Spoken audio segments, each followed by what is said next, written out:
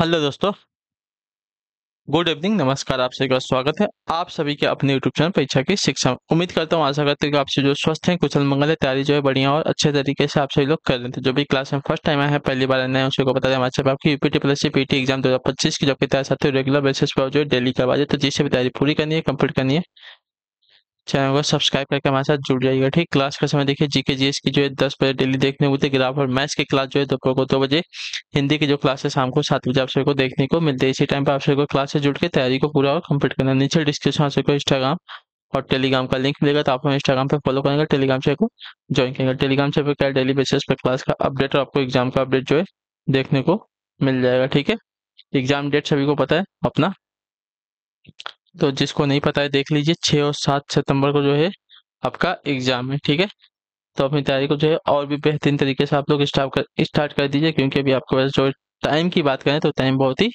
कम बचा है। ठीक है, चलेंगे क्लास स्टार्ट करें बिना किसी देरी के। एक एक क्वेश्चन आपके एग्जाम के लिए बहुत ही इंपॉर्टेंट, ध्यान से के क्वेश्चन को देखिएगा, समझिएगा, फिर उसका उत्तर देने की कोशिश कीजिएगा। ठीक है, और जिसने अभी तक क्लास को लाइक नहीं किया, लाइक करेंगे, शेयर नहीं किया, शेयर करेंगे, जिसने अभी तक चैनल को सब्सक्राइब नहीं किया वो लोग जो है चैनल को सब्सक्राइब कर लीजिएगा। ठीक है, क्या दिया गया है?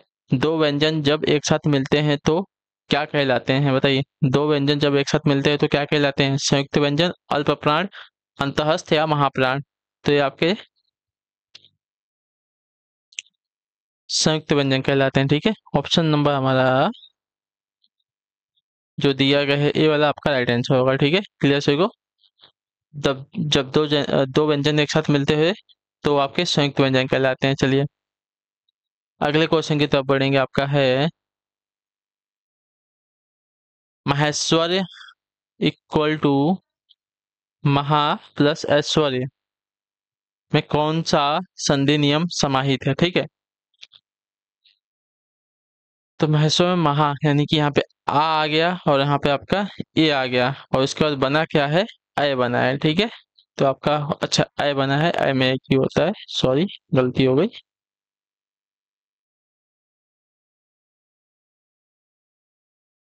तो इसमें आपका जो है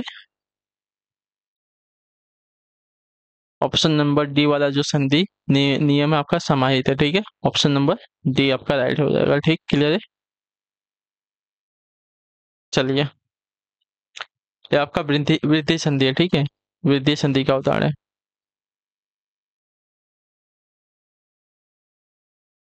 अगले क्वेश्चन की तरफ बढ़ेंगे। आपका है तीसरा नंबर, क्या देगा? निम्नलिखित शब्दों को उनकी ध्वनियों के साथ जोड़िए। ठीक है, हाथी, हाथी क्या करता है? तो हाथी जो है चिघाड़ता है। ठीक है, हाथी जो है चिघाड़ता है, तो इसका हो गया ई के साथ। मेढक क्या है? तो मेढक जो है टर्राटा है। ठीक है, मेढक जो है टर्राटा है। बंदर क्या है? तो बंदर जो है आपका खो खो खो खो करता है। ठीक है, बंदर जो है खो खो करता है, और सांप जो है फुफकारता है। ठीक है,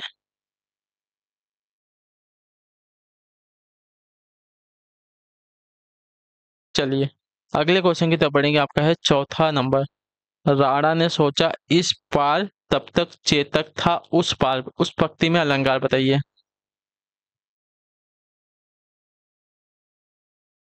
राणा ने सोचा इस पार तब तक चेतक था उस पार, इस पंक्ति में अलंकार कौन सा है?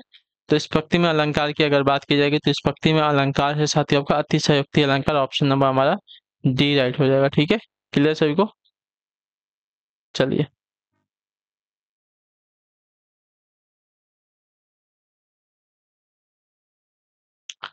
अगला क्वेश्चन आपका है पांचवा नंबर, उत्तर दीजिएगा राइट आंसर का। निम्नलिखित शब्दों में से स्त्रीलिंग शब्दों को पहचानिए। ठीक है, स्त्रीलिंग शब्दों को पहचानना है हम यहाँ पे।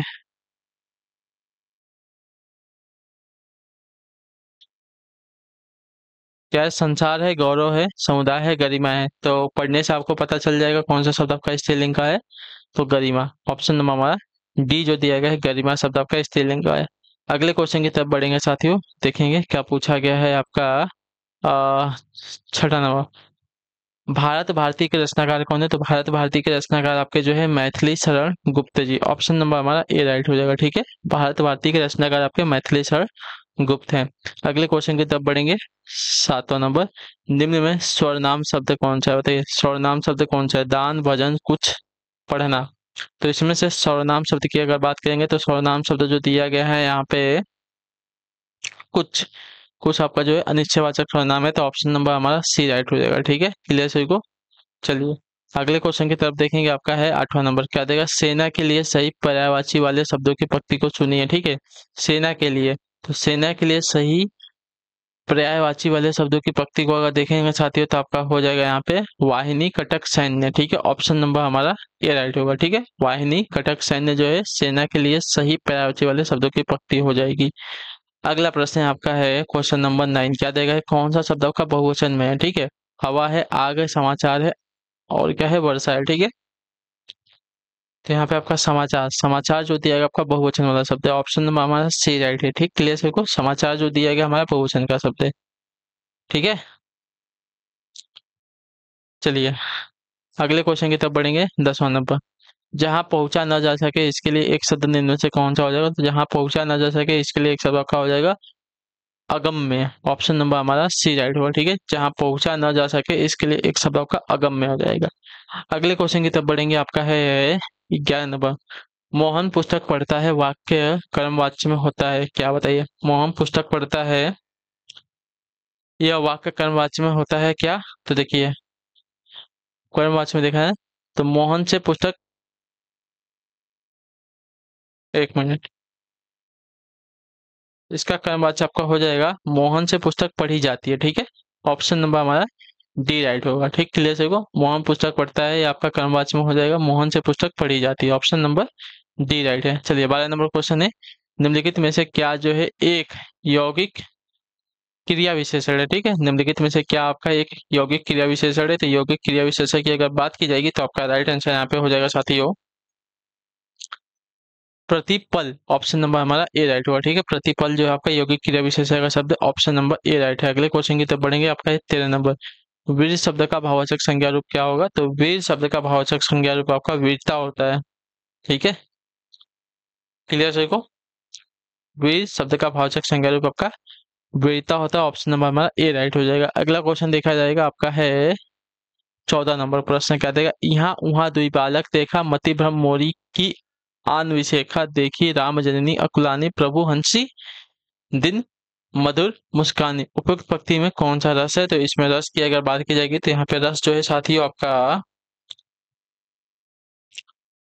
अद्भुत रस है, ऑप्शन नंबर हमारा डी राइट है। ठीक है, जैसे को इसके बारे में, यहाँ उहाँ दुई बालक देखा मति भ्रम मोरी आन विशेखा देखी राम जननी अकुलानी प्रभु हंसनी दिन मधुर मुस्कानी। इन पंक्तियों में आपका अद्भुत रस लगा है, तो ऑप्शन नंबर हमारा डी राइट हो जाएगा। अगले क्वेश्चन की तरफ पढ़ेंगे 15 नंबर, राजश्री के लिए सही संधि विच्छेद को चुनना है। तो राजश्री का सही संधि विच्छेद आपका हो जाएगा साथियों राजा धन ऋषि। ठीक है, राजा धन ऋषि, ऑप्शन नंबर बी वाला आपका राइट आंसर हो जाएगा।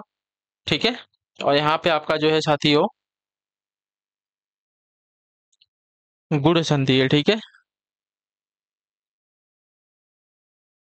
चलिए अगले क्वेश्चन की तरफ बढ़ेंगे। 16, जो स्त्री सूर्य भी न देख सके वाक्यांश के लिए एक शब्द क्या होगा?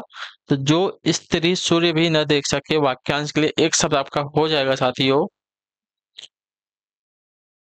असूर्यपस्या। ठीक है, जो स्त्री सूर्य भी न देख सके वाक्यांश के लिए एक शब्द आपका हो जाएगा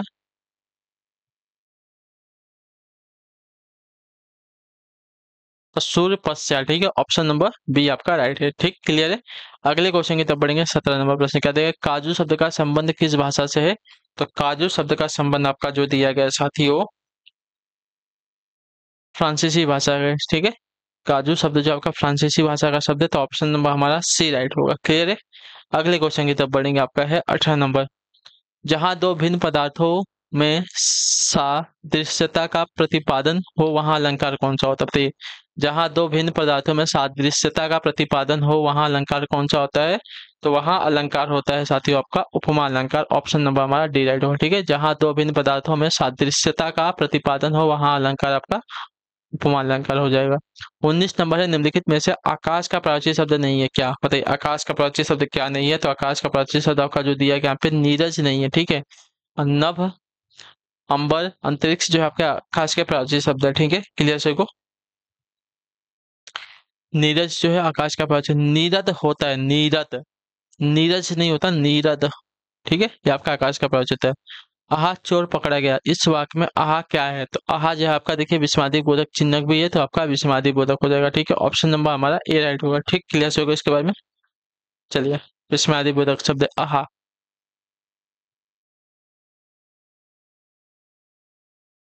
21वां प्रश्न क्या दिया गया है? प्रश्न में 3 वाक्यांश दिए गए हैं, त्रुटि वाले वाक्यांश को चुनें और उसके अनुरूप ए बी सी पर चिन्ह लगाएं। यदि वाक्य त्रुटिहीन हो तो डी पर चिन्ह लगाएं। ठीक है,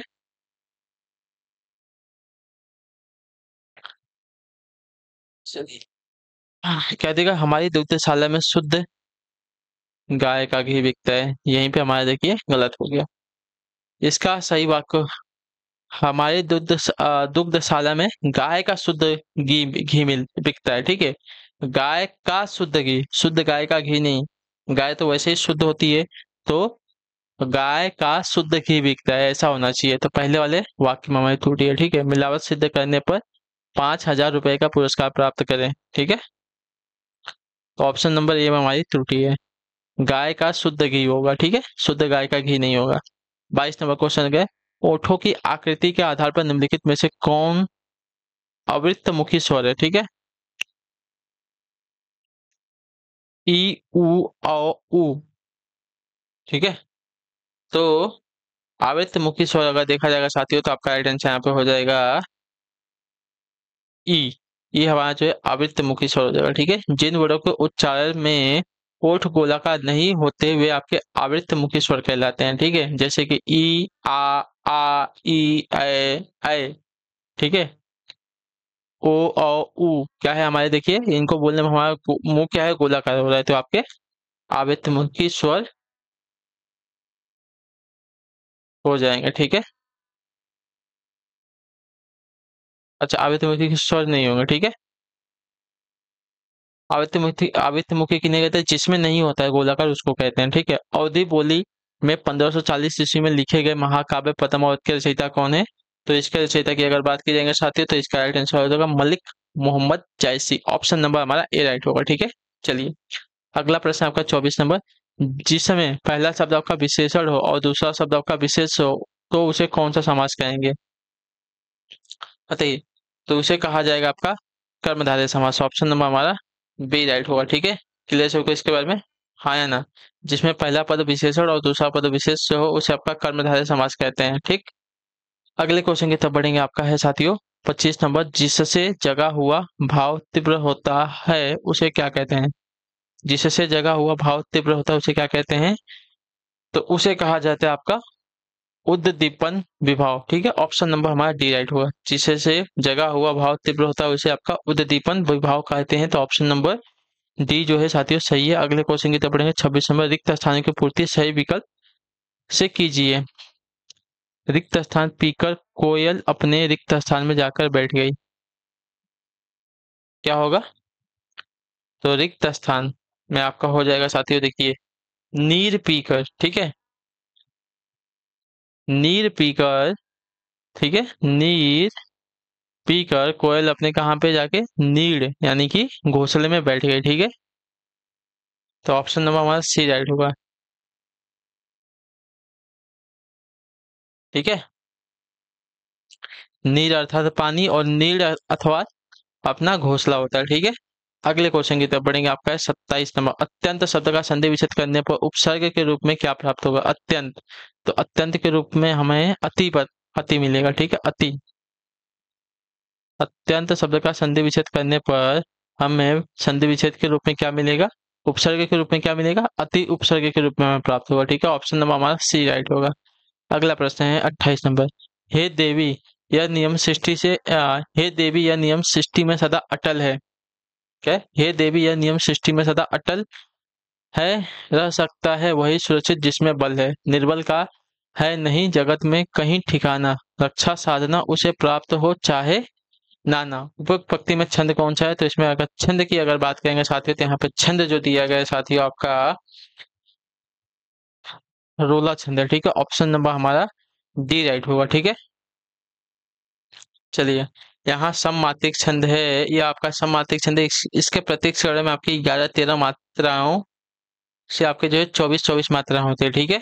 अंत में गुरु का होना आवश्यक होता है रोला छंद में। अगला क्वेश्चन आपका 29 नंबर, अर्थ के अनुसार वाक्य के कितने भेद हैं? तो अर्थ के अनुसार वाक्य के भेद की बात करेंगे तो आपका राइट आंसर हो जाएगा साथियों 8, ठीक है। ऑप्शन नंबर हमारा ये राइट हो जाएगा, ठीक है। विधिवाचक, निषेधवाचक, आज्ञावाचक, प्रश्नवाचक, विस्मयवाचक, संदेहवाचक, इच्छावाचक और संकेतकवाचक, ये आपके वाक्य के 8 प्रकार हैं। अगला क्वेश्चन आपका 30 नंबर, क्या देगा? पर उपसर्ग से बना शब्द निम्न में से कौन सा है? तो पर उपसर्ग से बना शब्द का देखा जाएगा तो आपका राइट आंसर हो जाता है यहाँ पे पराधीन। ऑप्शन नंबर हमारा डी राइट होगा, ठीक है। पर उपसर्ग से बना शब्द का पराधीन है, ऑप्शन नंबर डी राइट है। पर धन अधीन से मिला है आपका पराधीन। रातों रात में समास कौन सा है? रातों रात, तो रातों रात में अगर समास देखा है तो रात ही रात हो जाएगा, ठीक है। रातों रात में आपका समास देखेंगे तो रात ही रात हो जाएगा, अव्ययभाव समास। ऑप्शन नंबर हमारा ए राइट होगा, ठीक है। क्लियर सभी को? रातों रात में आपका समास हो जाएगा रात ही रात, ठीक। क्लियर सभी को? तो ऑप्शन नंबर ए जो दिया गया साथी आपका राइट है। अगले क्वेश्चन की तरफ बढ़ेंगे, आपका है 32 नंबर, विलोमार्थक दृष्टि से युग्म अशुद्ध है, बताइए कौन सा? विलोमार्थक दृष्टि से एक युग्म आपका अशुद्ध है।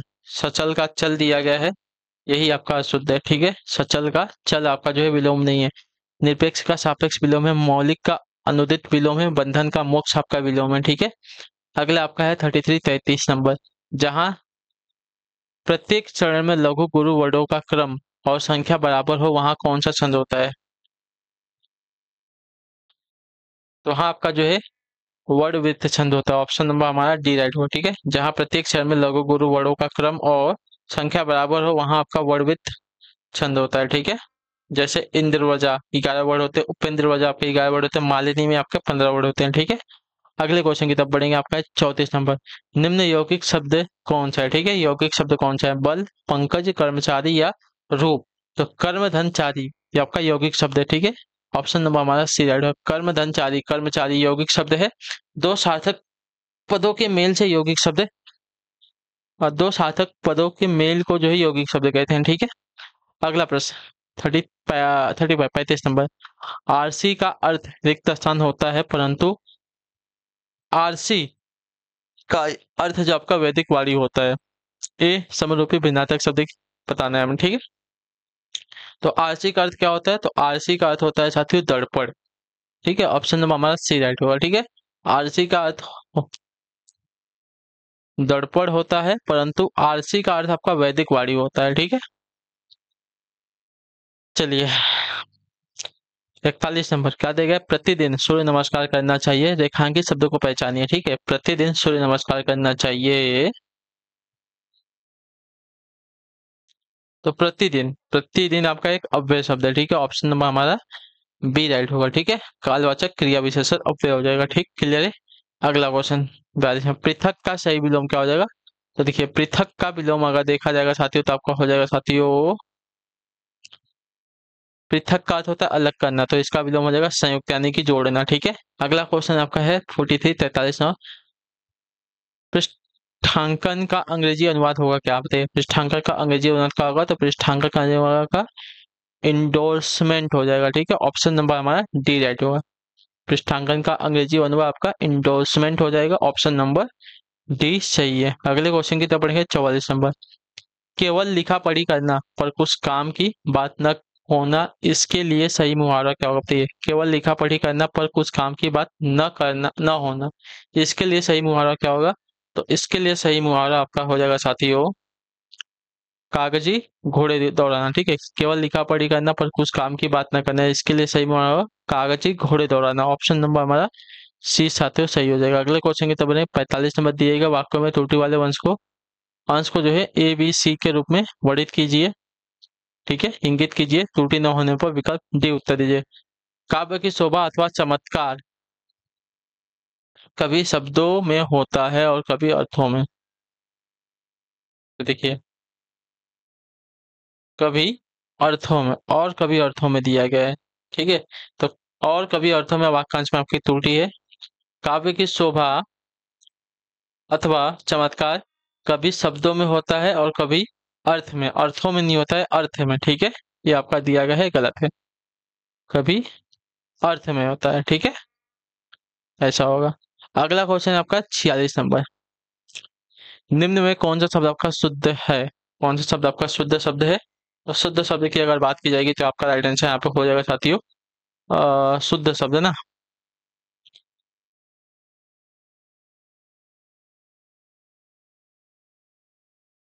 शुद्ध शब्द की अगर बात करेंगे तो आपका ऐतिहासिक होता है। ऑप्शन नंबर हमारा सिद्ध सी राइट होगा। ठीक है, ऑप्शन नंबर सी हमारा जो देगा ऐतिहासिक हमारा शुद्ध शब्द है। अगले क्वेश्चन की तरफ बढ़ेंगे। निम्नलिखित 6 वाक्यांशों में प्रथम व अंतिम आपका निषेध शेष को उचित क्रम में व्यवस्थित कीजिए। ठीक है, चलिए पहला दिएगा भारतीय गांवों के क्या हो जाएगा? तो भारतीय गांव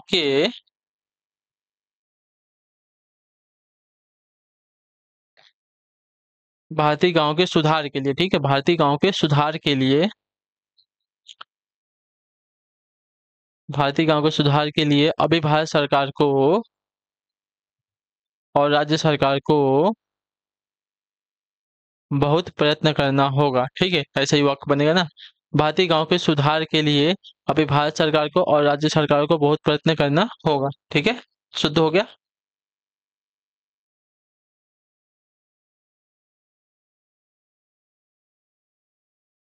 चलिए अगले क्वेश्चन की तरफ बढ़ेंगे।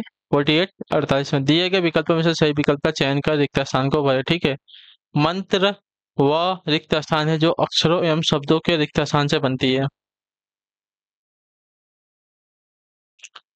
तो मंत्र वह ध्वनि है जो अक्षरों एवं शब्दों के समूह से बनती है। ठीक है, क्लियर होगा। तो ऑप्शन नंबर हमारा ए राइट होगा। मंत्र वह ध्वनि है जो अक्षरों एवं शब्दों के समूह से बनती है। तो ऑप्शन नंबर ए आपका राइट होगा। अगला क्वेश्चन साथियों 49 नंबर। कौन सा शब्द आपका अव्यय नहीं है? ठीक है, अव्यय शब्द कौन सा नहीं है? तो अव्यय शब्द की अगर बात करेंगे तो अव्यय शब्द जो दिया गया है यहाँ पे आजकल इधर किसे किसे आपका अव्यय नहीं है। ठीक है, ऑप्शन नंबर आपका डी राइट होगा।